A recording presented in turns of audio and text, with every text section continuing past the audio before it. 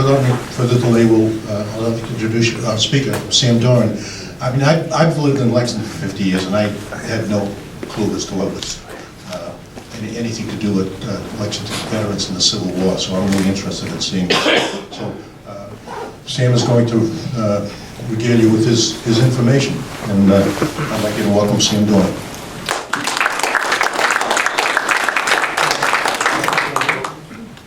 Can you hear me all right? Good afternoon. I'll talk a little bit to you about Lexington in the Civil War, and the title of this talk that was publicized was Lexington Civil War Casualties. But as I'll explain, we actually don't know a lot about the men who are on our Civil War memorial. There are a few who are descendants of the old Lexington families, and so those, of course, have been preserved in family genealogy books, and these are the descendants of the Minutemen of 1775. I believe there are 5 names on the Civil War memorial in Cary Hall who are descendants and even have the same surname as our Minutemen who stood on the Common on April 19th. But the rest of them were immigrants, recent immigrants, or folks who were from Somerville, Cambridge, other towns and cities, and were serving on Lexington's quota. In fact, the Civil War Memorial in Cary Hall says men of Lexington and those serving on her quota. So folks who were, bounties were paid and that sort of thing to get these immigrants to fill the places of folks from Lexington.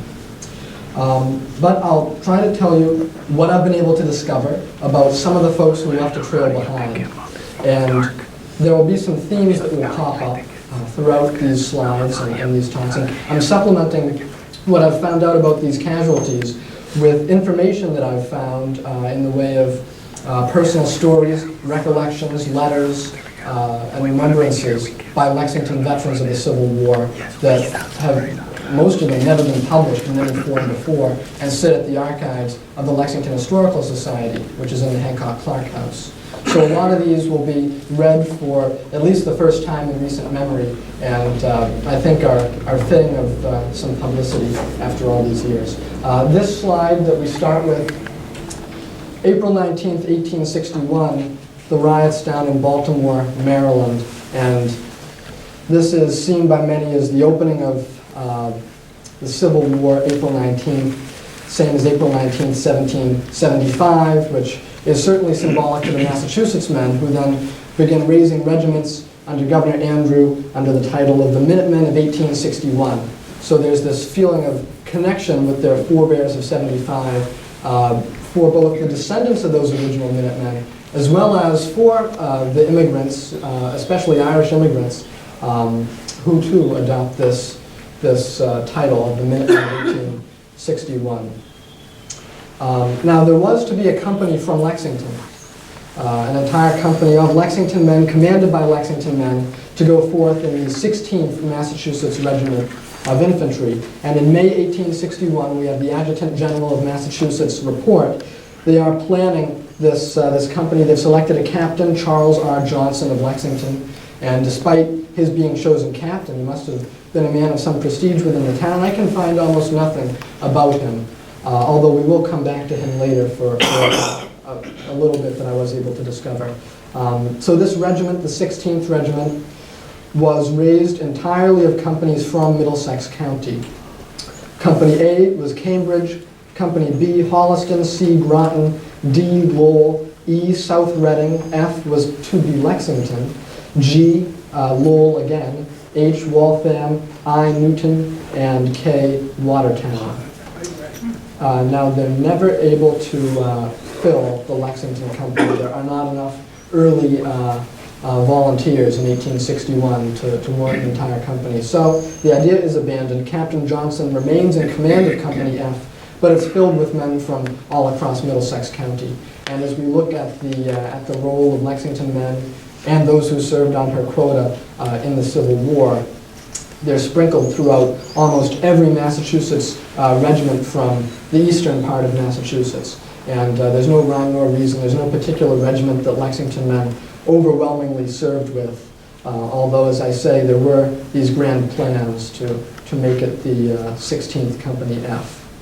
The commander, incidentally, of the 16th Regiment, who would have commanded Captain Johnson and a couple other Lexington men who remained in that regiment, was Colonel Powell Lyman of Boston, who was killed in 1862 at the Battle of Glendale. And I'll come back later to Captain Johnson of Company F, who is also killed in 1863. And the 16th does suffer a lot of casualties to their officers, including the would-be officers of the Lexington Company. Can I ask, in that picture, what's the stuff up in the air and back? I believe those are rocks being thrown or something being thrown at the troops. Why don't you explain what's happening? This is in Baltimore, you said. Yes. Yeah, why don't you explain what's happening there? I don't know a lot about what's happening. Would you like to, if you know? No, All right. well, when they marched down there, these guys were Southerners. They didn't want to see the Yankees, so they attacked them. They attacked the troops. I think they had to change trains is what happened. Something, And yeah. they had to go to a different train station, so they had to march through Baltimore, which wasn't a good idea. Yeah, and those are all bricks. Yeah. And so are the men that we're seeing, are those the Southerners that are? Well, I don't know which rifles is aimed? which here. On the right here, it looks like it's the troops, and those are somebody else over there. The men in the uniforms, I believe, are the Massachusetts men. Yeah, but there's Yeah. two sets of uniforms. The Rebs are the long coats or? Mhm. They weren't rebel soldiers, though.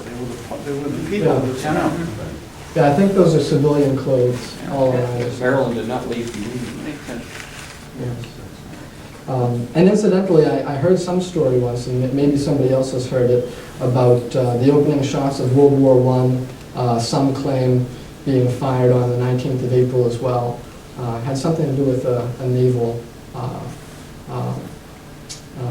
battle of some kind, but I don't know the details of that. But there have been people who have tried to connect the 19th of April to the starts of 3 major wars. This is Fletcher Webster from a prominent Boston family. And I'm going to go now into a little bit of a short story of remembrance written by Loring Muzzy. And for those of you from Lexington, you will undoubtedly recognize the name of Muzzy. Muzzy High School, Muzzy Junior High, Muzzy Street. And the Muzzies were the first family to settle in Lexington in 1642.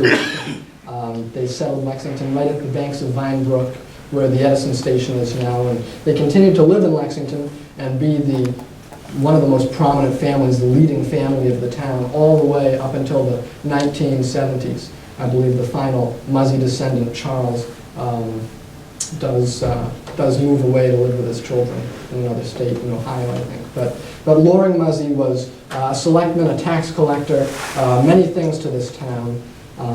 He made town affairs his business for most of his life. And he wrote a great deal of memoirs. He kept a scrapbook. He took photographs during the Civil War, or acquired photographs, and pasted them into this book, which is now at the Hancock Clark House. And he tells a very interesting story. He was working in Boston at the time, so he joined or volunteered for a Boston regiment. And so his story about the formation of this Webster Regiment, the 12th Massachusetts, named for its commander, Fletcher Webster.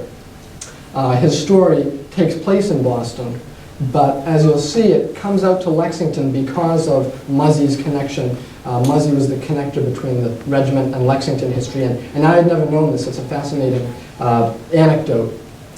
He writes that the Webster Committee consisted of prominent merchants and other solid men of Boston, and this so-called Webster Committee was led by acting members Peter Butter, William DeLyon, George Eaton, R.B. Bradford, F.O. Prince, and other prominent Boston names of the time, who were all personal friends of Daniel Webster, the famous orator and politician. And they were also friends of his son Fletcher. And they wanted to raise a regiment that Fletcher could be the commander of. So they set about this task, and Loring Muzzy writes, the committee was formed and began recruiting at Fort Warren in Boston Harbor on George's Island. In equipping the regiment, every want that money could get was furnished. J.B. Smith, a celebrated chef, was engaged to feed them on the fat of the land. The committee advanced and guaranteed nearly $150,000 in 1861. a part of which only was afterward reimbursed to them by the state and by the United States. At this time, in April of 1861, I, Loren Leslie, was a clerk for the Honorable Peter Butler of Boston, a wealthy merchant. One morning, Mr. Butler said to me, "Loren, meet me at Young's Hotel, room number 11, at 2 this afternoon. I want you to go to Fort Warren and assist the committee. You may have to stay all night." Arriving at the fort, I found my services were in demand. I was placed in charge of the storehouse. I stocked it with everything needed by the soldiers, articles too numerous to mention. I soon decided to enlist and to go with the regiment as the quartermaster sergeant. We remained in Fort Warren for 3 months. While these crowds of company visited us, every day the steamer Argo plied between Boston and the fort laden with supplies and with friends of the soldiers. July 23, 1861, the regiment was ordered to the seat of war. The transportation assigned to the regiment was issued by the U.S. Arsenal in Watertown in July. It consisted of 20 4-horse Army baggage wagons, the covers of which were white duck, and on them were painted the name of the regiment. The wagons were painted light blue. For the medical department were two 2-horse handsome spring wagons with upholstered leather seats and 5 1-horse ambulances. Also 1 4-horse Army traveling forge. All these teams were new and bright, and with the fine horses and harness made a grand appearance on parade. 96 horses in all, fine animals suitable for any carriage. This large train could not well be taken all the way up to Fort Warren to join the regiment, so was ordered in charge of Quartermaster Sergeant Loring W. Muzzy, refers to himself in the third person, and by him taken to Lexington and parked on the old battleground, or the common, the battle green. And so for much of the month of July, this baggage train was kept on Lexington Battle Green. A team guard of 5 men detailed from the regiment at the fort and commanded by Lieutenant Packard of Company B accompanied the train. We were most hospitably serviced and bountifully entertained by the citizens of Lexington, and our camp on the common presented a very lively scene. The weather was perfect. Each day we harnessed up for training the horses and gave the young people and children a ride about the town. This is what the common looked like in the 1860s, by the way. It doesn't show very much of the common, but you can see the folks out haying. Hay was still harvested. It was still the common land that hadn't yet been reinvented as the venerated battle green that it becomes later on, a sort of national historical shrine to our first battle for independence. Back then it was still a hayfield. The hay was auctioned off every year to the highest bidder. And Bowen Harrington, who will touch on his son a little bit later on, he is standing at the farthest right, all the way over by the American flag. And he has won the auction that year. He is to get this hay that is being harvested. In the background is, if anyone here knows the Fortmans, that's their house in the back on the left. Is that the old Harrington house? That's one of them. That's the Levi Harrington house, which has the brick ends.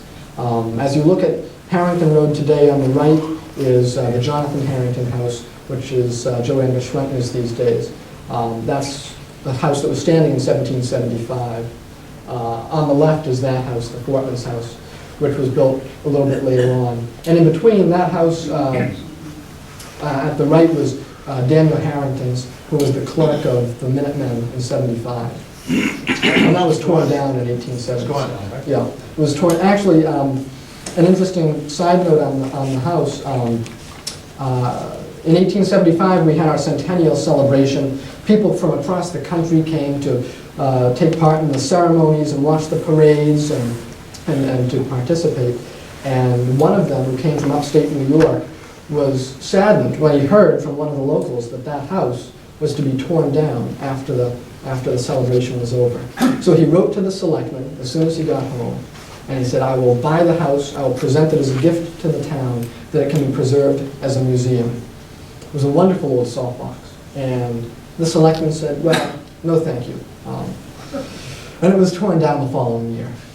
But anyways, that's what the common looked like. That photograph is 1865, so 4 years after the wagons and so forth were kept on the common, with the guard of 5 men from Boston. He writes that each day we harnessed up for training the horses, gave the young people and children a ride through the town. Our parade was very attractive and very spirited. On the morning of Tuesday, July 23rd, we broke camp in Lexington and proceeded to Boston, where we joined the regiment, and the Webster Regiment, 12th Massachusetts Infantry, reached Boston from Fort Warren about 6:30 p.m. It was the most beautiful summer afternoon. At 7 o'clock, we marched up State Street. The soldiers wore havelocks, a white linen cap cover with a cape behind to protect the neck from the sun, etc. The bright red lining of their neatly rolled overcoats, top of their knapsacks, contrasted with their blue uniforms and turned faces. There were 104 officers and men armed with Enfield rifles, a fine English arm. Loring Muzzy writes that inspired by the music and applause of the multitude that packed every available point in the streets and windows along State Street, and escorted by the 2nd Battalion of Infantry, Major Newton with Gilmore's band, the position of the quartermaster sergeant, referring to himself once again in the third person, on the march is 2 paces to the right of the band, and George E. Muzzy was at this time 22 years old. He sadly walked by the side of his brother, Loring writes, the sergeant, who persuaded him at last to accompany the regiment to New York. So stepping into an office on the street, he hastily wrote a note home to Lexington, telling the family where he was going and what he was doing. And on his arrival to New York, he decided to continue on with the regiment. And without any preparation for his absence of 3 years, he did so. Our willowed train, Loring writes, moved out of the old Colony Depot at 8 o'clock. It consisted of 21 passenger cars drawn by 2 powerful engines. Following it was another very long train with the camp equipment, the tents, transportation, ammunition, officers' baggage, etc. The steamer Bay State, under Captain Jewett, carried the regiment on to New York. And then he goes on through his scrapbook and his memoirs to tell the story of Henry Scott, a young escaped slave boy who Loring takes under his wing, teaches to read using pictures and other things, and mentors throughout the war, eventually brings back to Lexington with him. Henry Scott lives in the Muzzy homestead at the site of the Edison building for a few years following the war, before he goes on to Woburn, where I believe his adopted granddaughter or great-granddaughter still lives today, and that family became very prominent. He, Henry Scott, became a prominent preacher, and eventually very high up in the predecessor of the NAACP, and his grandson, I believe, fought in World War I, and the Woburn Historical Society did a wonderful film a few years ago about Woburn in World War I, and they talked about the Scott family, and I believe you can get that video through their website or something like that. It's well worth watching. But Loring Muzzy goes on to tell some other stories that I'll come back to some shorter ones later, but I just find it amusing, tells in passing of his meeting or seeing President Lincoln at Petersburg.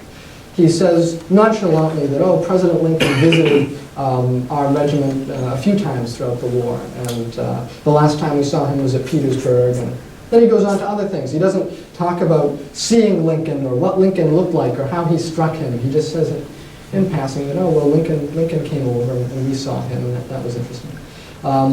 This is what one of their wagons looked like. This is a drawing by Loring. It's a little light, hard to see, but this was in Maryland, February 1st, 1862. And Loring would do little drawings like this throughout his book as well. He captions it, "A bad hole on the march." In Maryland, he represents 1861, but he drew it in 1862. Now, what's happening at the home front right now? This is a photograph in his scrapbook as well of one of the camp scenes.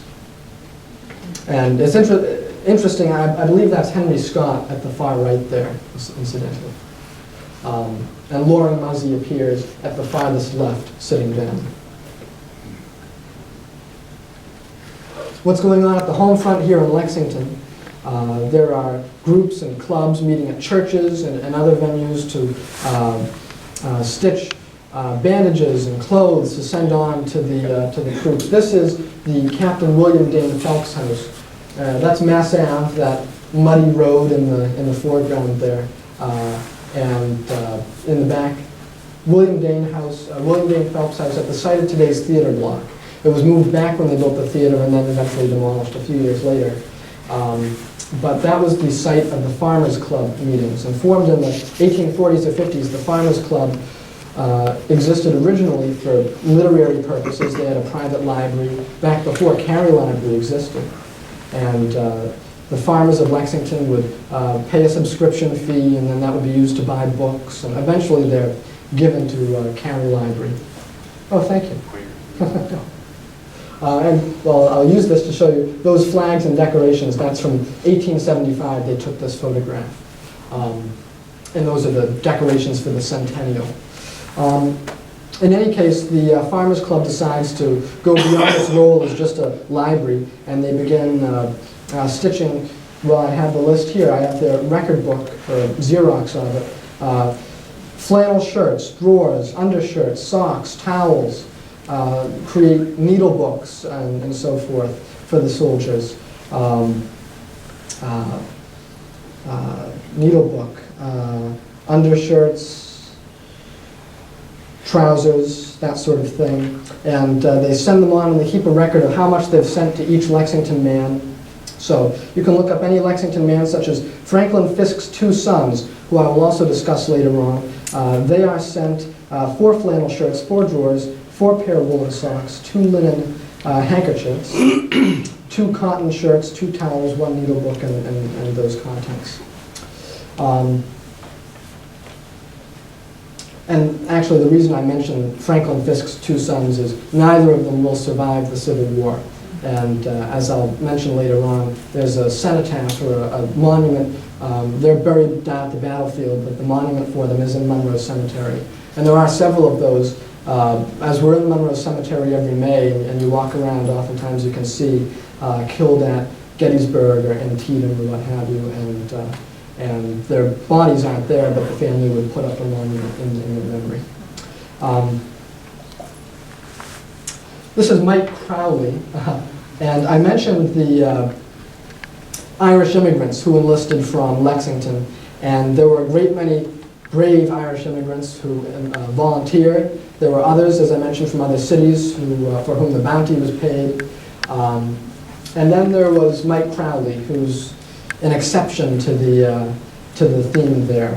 He ended up serving on Lexington's quota because he was in prison, and they decided to get the bounty and to send him off. They had some influential friends, and they persuaded that it would be better to send him off to do some duty at the front, although he isn't a soldier per se. So I'll read what Loring Muzzy has to say about him. Starts off by saying Mike Crowley was a character in Lexington. Everybody knew Mike, a red-headed, loud-spoken, jolly, and funny Irishman, very popular with all. When the railroad was first built in Lexington in 1846, Mike was installed as a brakeman, a pick position that he filled well for many years. But this long continued prosperity was too much of a mental strain for Mike, and the many attentions and presence of the passengers demoralized him.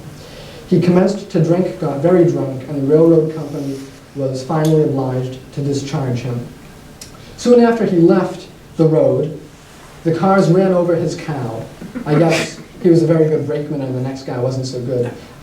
This so enraged Mike that he consoled himself by getting drunk, and to revenge himself on the railroad, etc., he put a large log of wood on the track.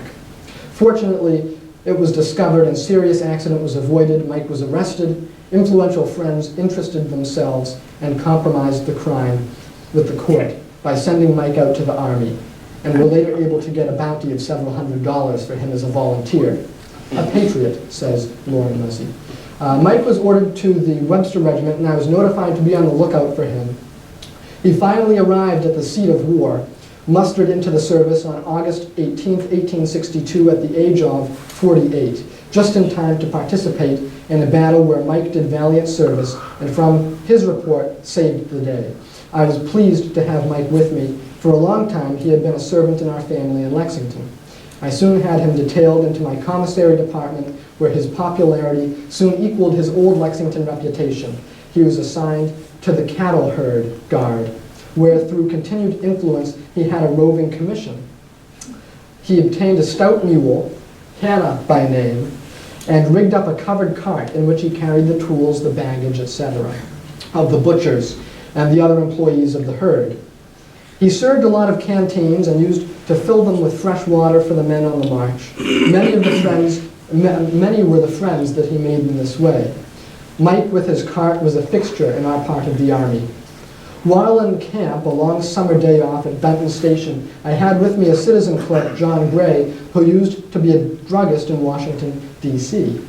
Gray could concoct a barrel of lemonade at a cost of only a few cents, using a couple of lemons as floaters. So Gray and another clerk, Frank Whiting, embarked in a lemonade speculation, selling to soldiers. Henry Scott, the former slave, was dispatched to Washington for the proper ingredients. Mike's cart was put in commission with Henry Scott as the cashier, and special instructions were given not to label out any of the lemon floaters from the barrel. A most flourishing business was at once established, and the clarion cry of Mike of "Here's your nice fresh lemonade, 10 cents a glass," resounded through the camp and brought in many dimes. Soldiers were very free with the money when they had it in our camp, but alas, one day Henry Scott rushed into my quarters looking as pale as he could with the startling information that Mike had been arrested by the Provost Marshal General for peddling without authority in the Army. And influence again came to the rescue and Mike was set free. Whilst this business enterprise was in prosperous operation, one of Mike's influential citizen friends from Lexington had visited our camp, and he was highly indignant to find Mike peddling lemonade while being paid $5 a day. This friend from Lexington said it was an outrage, but in any case, Mike Crowley continued to serve throughout until the rest of the war. Now these little stories that Loren Muzzy writes down are typical of the ones that would have been shared in the GAR Hall, which was up on the 3rd floor of the Savings Bank building, now Citizens Bank, and no longer has a 3rd floor. It burnt in 1950, but they had a large hall up there that was built at the same time as the Savings Bank building. Prior to that, they had met in the central block, which was site of today's Giroux block, where Villalago is. And the GAR would have these campfires and tell these stories. And in addition to that, when they weren't having a meeting, actually George Dennett, who we'll see a bit later on in his GAR uniform, lived back on Forest Street here, right behind where we are now, in the old Muzzy house, incidentally, that had been moved to that site. And he had a workshop in the back that still stands as an apartment. And his friends who had served with him in the war and other veterans from Lexington would meet in that little workshop and pass many a winter day, telling stories such as these that Loren records. He also says that one of our hardest marches, and this is perhaps one of the more relatable stories that transcends the ages, one of our hardest marches, we had been on the go for several successive days and nights, with very little to eat, tired and hungry. I was riding through the woods about 2 or 3 o'clock in the morning when I smelled coffee. And oh, how good that coffee did smell. I espied the 3 soldiers, stragglers, boiling coffee over a small fire. So I asked them to give me a dipper full. A dipper full, said a soldier. Why, the dipper is not full for the 3 of us. But the soldier-like generosity, they proposed and insisted that I should take a few swallows. So they passed up the battered and dirty old tin dipper of coffee. I could feel it going all through me, to my toes. Shall never forget those 3 mouthfuls of coffee, no sugar, no milk. I so often think of this little episode, Loren writes, when taking a drink of coffee now. I said to these boys, if we ever get out of this scrape, hunt me up. I am commissary at headquarters of the 6th Army Corps. Loren had by this time been promoted, and he eventually gets rather high up in the commissary at headquarters. I will pay you well for this treat. When in winter quarters, some months later, I was called upon by these 3 soldiers who belonged to a New York regiment camped a few miles from us. Said they would like a few extra stores for their mess. I went with them to the commissary store tent and just loaded those 3 soldiers with all the luxuries of the commissary department that they could lug. It was a great satisfaction to me to see them marching off, each one with a large bag of groceries. I kept them well supplied all winter long, and I wonder where those fellows are. Coffee was the thing in the Army, and to be on short rations of coffee was a very serious matter, Loren writes. The Southern Army was very short of coffee and really suffered, those Confederates did, for the need of it, and our pickets used often to treat them from time to time. But this remembrance of his, as far as every time he takes a drink of coffee now, he thinks back to this episode. I can relate to my grandfather, who, while a prison guard at Nuremberg, they were passing around one cold winter day a bottle of whiskey and taking a little sip each. There wasn't much left, and it fell to the ground and it smashed, but they just stood there smelling the scent as it wafted up, and ever after that, whenever he smelled whiskey, it took him right back to that scene. Now, a few words on some of the men who were casualties from Lexington who I haven't gotten around to yet. The tablet in Cary Hall, if you haven't seen the tablet before, it's well worth going in and taking a look at this beautiful marble memorial on the wall in the stairwell when you go in to the right. And that tablet used to be in the 1871 town hall, which stood site of today's CVS. And several buildings have stood on that site through the years, but that town hall was built in 1871, and it was that gathering of veterans to create a memorial hall and raise money for the Veterans Memorial Hall that inspired them later on, 2 years later, 1873, to form the local post of the Grand Army of the Republic, the Civil War Veterans Organization. But that building of the hall is what brought them together. And this tablet, which was accompanied by this statue of a Civil War soldier, which is today in Cary Hall. If you go upstairs, there's that so-called bird room, which is over the lobby. You have to go up a few extra steps to get to it. And in that room is the 1861 statue, as well as a 1775 statue of a militiaman, again playing on this theme that they kept going back to in those days of, as it says on the marble tablet, this is my favorite quote, "The sons defended, but the fathers won." And they talk about 1775, and just 10 years after the Civil War ends, they have this centennial celebration. They reform the Minutemen of Lexington as an organization under the jurisdiction of the governor and so forth.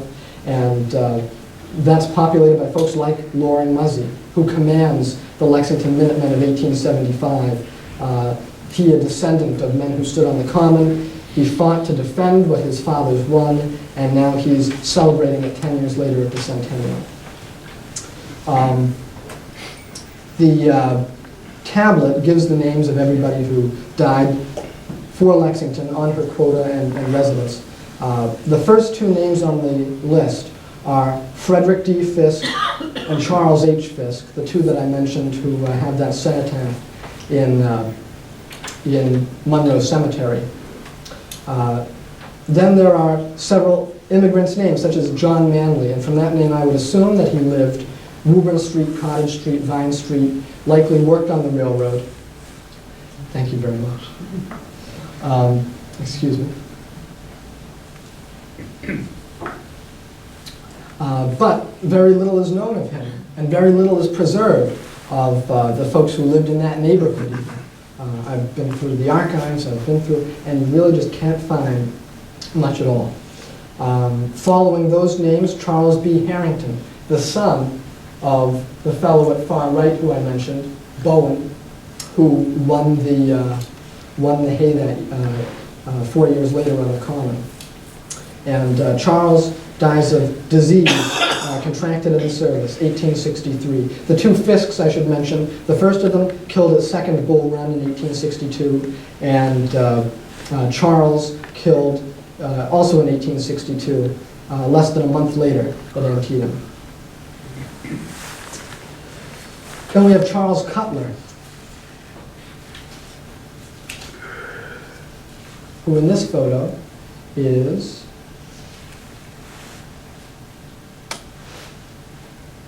left to right.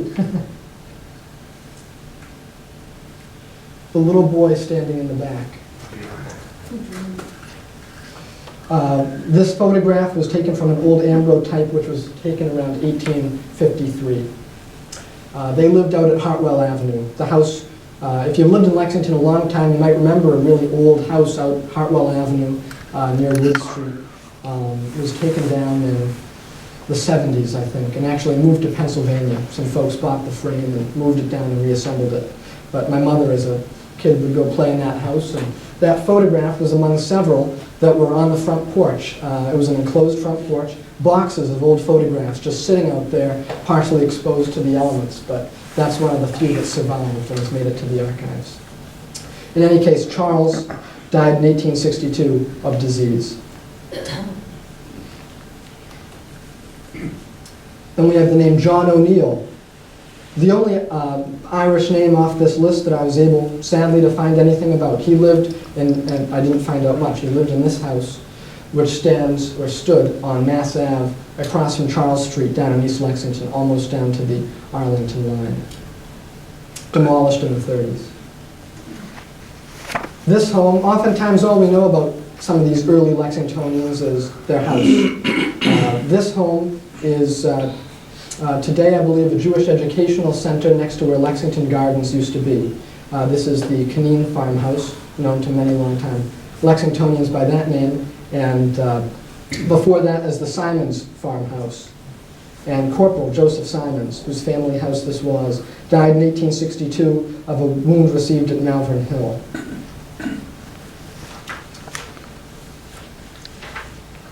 But, as I have explained, we know the most about the folks who died in the Civil War, whose ancestors had been here for centuries, whose descendants would remain here for centuries, who were active in the Historical Society at the time and other organizations, and preserved all of this in scrapbooks and gave them to the town. And so, sadly, it's just these old families that we really know a lot about, and especially the Muzzy name. There were three Muzzy brothers who served in the Civil War. Loring, who I've mentioned, George, who I've mentioned, who up and left for New York, and Charles Otis Muzzy.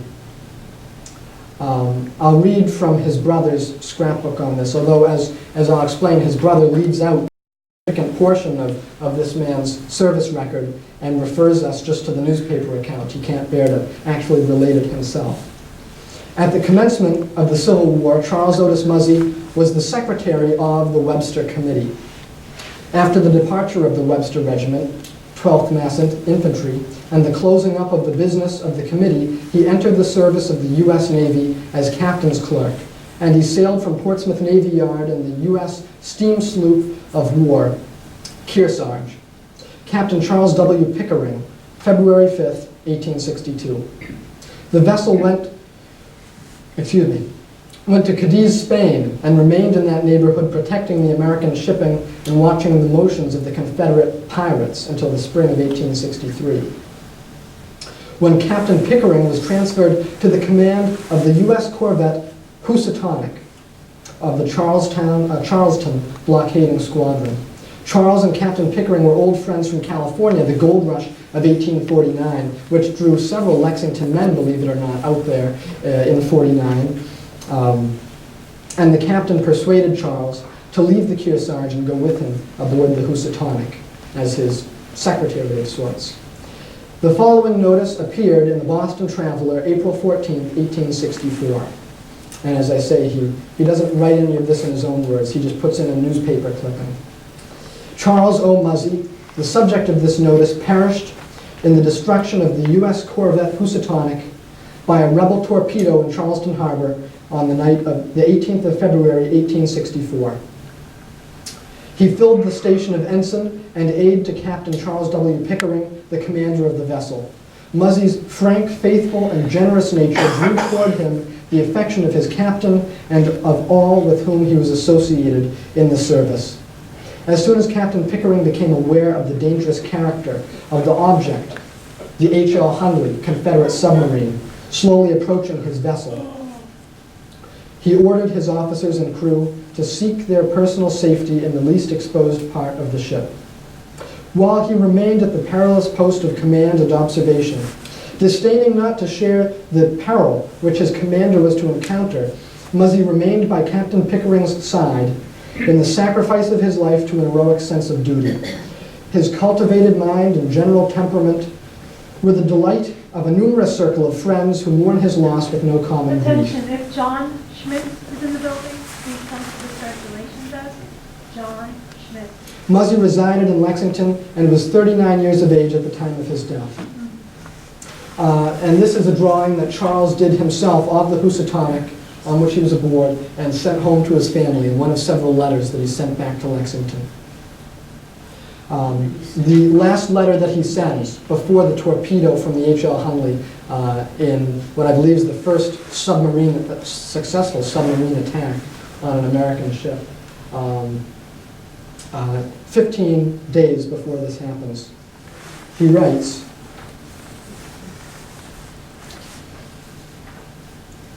"To Loring Muzzy from the Housatonic off Charleston," or as he writes it, Charlestown. He made the same slip that I did, being from Massachusetts.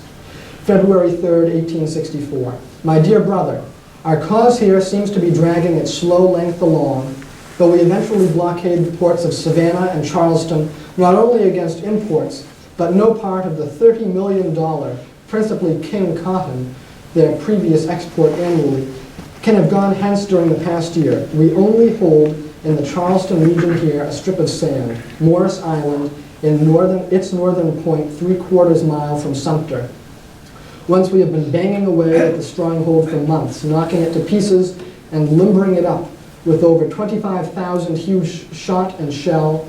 Only night before last an expedition was arranged to cut out the steamer, which relieves the rebel guard of Sumter from Charleston. Our captain was sent for by the admiral to command it. They reached the point they made for, but no steamer came. The harbor is immensely fortified, and I do not think even the monitors could stand the iron rain they must encounter to reach the city. Moultrie commands the point of land a mile north of Sumter, and has stood 2 or 3 severe pepperings from our monitors and our new Ironsides. Tuesday night, a rebel blockader ran aground near Moultrie, attempting to reach Charleston in the fog. She must be effectually ruined by this time, for Cummings Point on Morris Island, with their 200-pounders and their monitors with their 11-inch dogboys, fired away at it for about 36 hours incessantly, and all day yesterday smoke was seen rising from the wreck. For a couple of weeks we have been expecting rebel torpedoes down from Charleston. 4 are all prepared to come out and demolish the fleet. I went into the flagship a few days ago with our Pagador for fun and funds. I know Fleet Captain Bradford, formerly at the Navy Yard at Portsmouth. The flagship Philadelphia is moored within a stone's throw of shore, and my young friend Ensign Craven had just returned from his sick furlough up north and was in several of the early expeditions against the Rebs hereabouts. We saw the encampments, we visited Fort Shaw, a new earthwork said to be very strong. I hope to pass a day looking over that scene of all the glory gained by our forces in this region. But our armies are doing famously in the aggregate. This wicked rebellion is being steadily crushed out, and I trust all will be over during this present year. Love to George. Do one of you write me each fortnight. Affectionately, Charles Muzzy. This is a photograph of the ship, by the way. You can see he got it pretty close. And this is the H.L. Hunley, which has been raised from the depths of Charleston Harbor, where it sank shortly after its torpedo was fired. And if you Google H.L. Hunley time-lapse video, there's a fantastic time-lapse of them uprighting this submarine, which is a very tentative process since this is really in rough shape. I should also mention that Loring Muzzy, years afterwards, was down in Charleston. After the war had ended, he was assigned to remain in Charleston. And they were sending some divers down for one reason or another into the harbor, and he managed to persuade one of them through a mutual acquaintance to send a diver to the wreck of the Housatonic and to see if he could find some memento of Brother Charles that the family could keep in Lexington. But the mud and the sand had swept over the wreck, and they were not able to get anything more than a rusted pistol, which was sticking out of the top. And the Muzzy family kept that for years in their home here in Lexington. One final remembrance from a different Lexington veteran. Excuse me. Is George Dennett, who lived, as I said, out back on Forest Street, whose workshop these Lexington veterans would gather in to pass time and tell stories. And George Dennett, this is Libby Prison, happens to be a photograph that Loring Muzzy had in his scrapbook. But Andersonville Prison is where George Dennett was held as a prisoner of war. And he kept written memoirs at the time through the events. And I guess he was allowed to hang on to them and to continue writing. So this is his account as it happened. He said, May 5th, 1864, I always done my duty, whatever it was, never refused. I never sick a day, nor never went to a sick call, and never in the guardhouse enjoyed good health. I weigh about 198 pounds. This was a sad day for me. I was taken prisoner about 9 o'clock at night. During the day I was detailed by the major to take care of his horses, for his man was sick, so I was glad enough to leave the ranks. I took charge of them and went to the rear at night or early evening. We thought we would carry the officers up some grub. 3 of us started with the grub, which consisted of fried ham, bread, and hot coffee. Went about half-mile, inquiring the way through the woods by men coming down the hill with the wounded. They directed us as they thought, but the change of front to the right knock us out. If we had keep more to the, he's writing rather bad grammar, if we had keep more to the right, perhaps it would have been better. But first we knew there were 5 men behind a clump of bushes who called out halt to our own men. We asked them if they knew where our regiment was. That was enough. They talked with us about the day's fight, but we did not know much about it. One of the men told me if I had taken 1 step farther, he would have blown my head off. And Dennett remains there for some time. And again, we have all sorts of interesting artifacts that he kept from during the war. Things that he carved and whittled in prison and was able to bring home. Now we come to 1865 in our little journey. We turn again briefly to Loring Muzzy just because he was there at the very end. He was on April 9th, 1865 at Appomattox. And this here is a souvenir that he kept. He kept all these souvenirs. He got into people's camps and tents and who knows what and would secret away these little things for his scrapbook. This is an envelope that is addressed to Robert E. Lee at headquarters of the Confederates.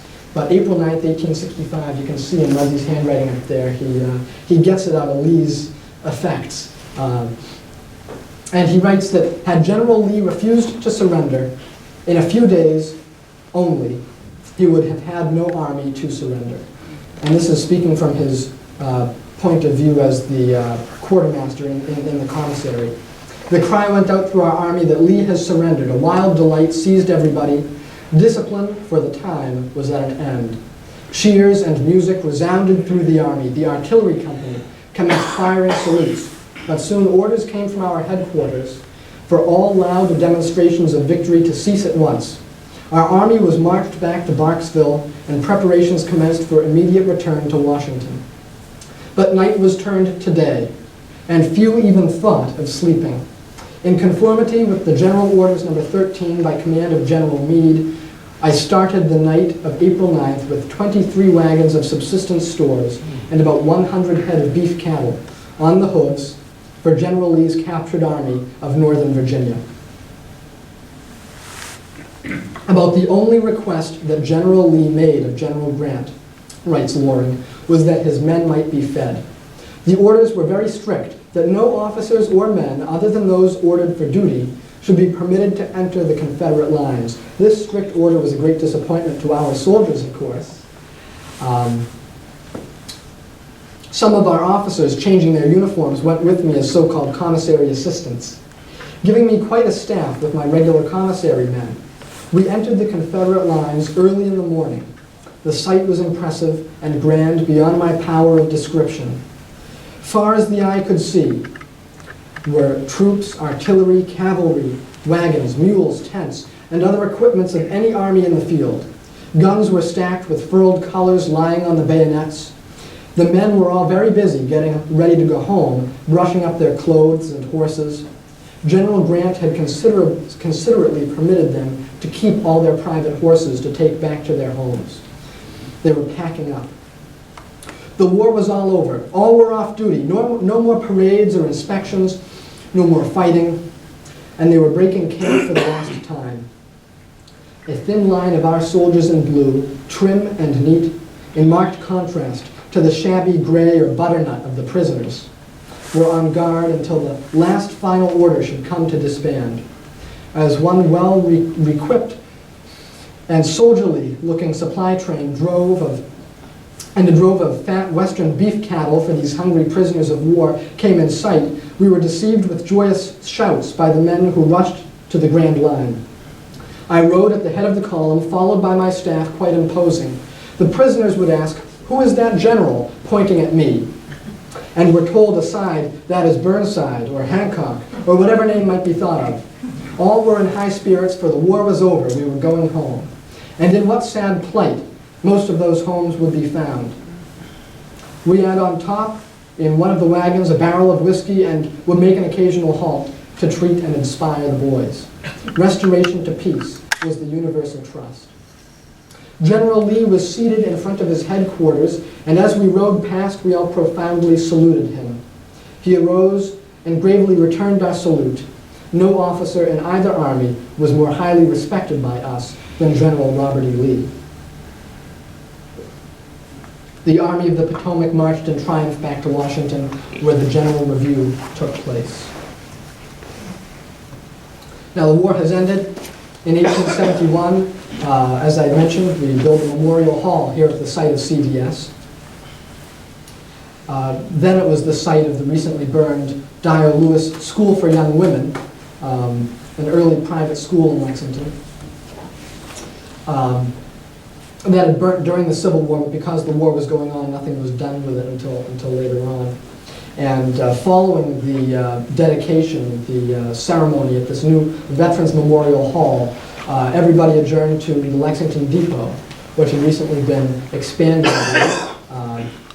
An earlier version of the one that we see today at Depot Square. And just as today we use the depot as a function hall for many things in Lexington, so then was it used for banquets and functions and get-togethers.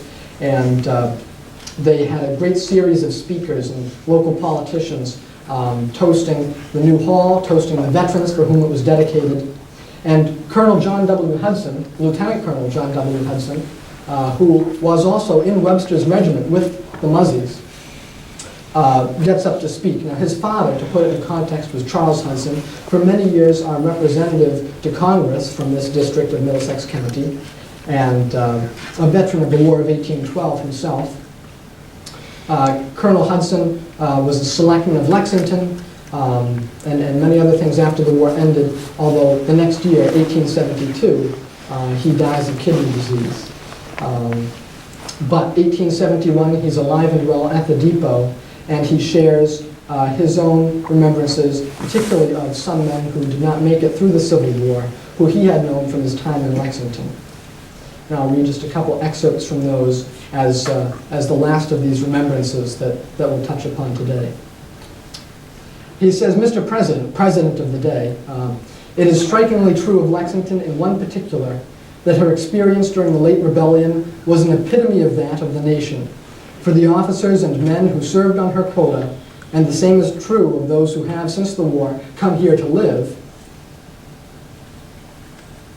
Indeed, about half the Civil War veterans buried in Monroe Cemetery, I believe, or at least a third or more, moved to Lexington after the war had ended, and thus there are no records of them on our rolls from the time.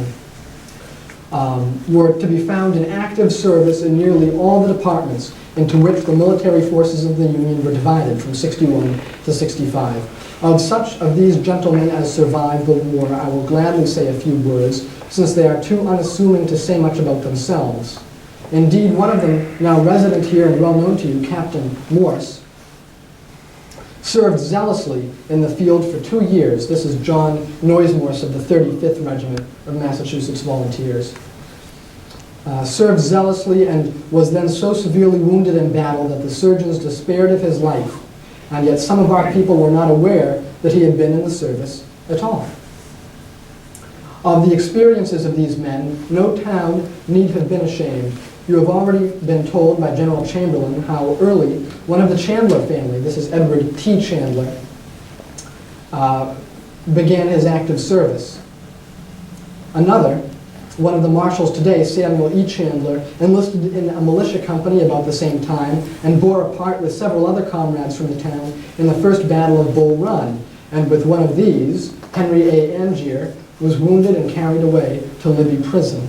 Now, on the Chandler family, it's interesting to note that they served from Lexington in every major war as long as they lived in this town, which was from the colonial days, French and Indian War, Revolutionary War, War of 1812. Several Chandlers served. Through the militia in peacetime and the Lexington Minutemen, up through the Civil War. They were our leading military family for decades, and some distant relations do still live in the town today. And there Chandler was reduced so low in Libby Prison and detained so long that he was given up at length for dead, and remarks appropriate to such a supposition were made in one of our churches here in Lexington.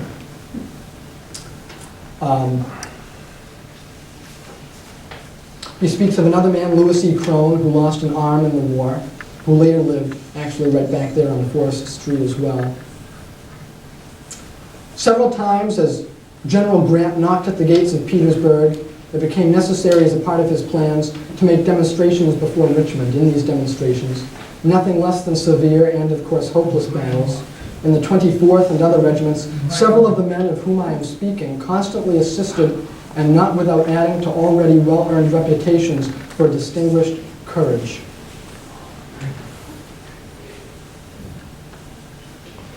He speaks also of Leonard Babcock, who we see here in his regalia from the Simon W. Robinson Lodge, right on the Common. He was honorably discharged for his wounds, which he received in the service, and he is now your valued and honored townsman of Lexington, none other than our present town clerk. Now, it's interesting that he goes to such lengths to point out people who were regularly familiar to folks living in Lexington in 1871, the town clerk, John Noyes Morse, who taught singing and dancing and so forth in the town. People whose faces and names would have been incredibly familiar to anybody in Lexington, and yet, as he says, as Hudson says, very few people realized that they had served in the war, very few people knew of their heroic acts. So that was his speech, trying to alert the townspeople of who was in their midst. And in many respects, especially as our town newspapers cover less and less of the town and so forth, I think increasingly we have very little knowledge of who exactly is in our midst, especially from more recent conflicts.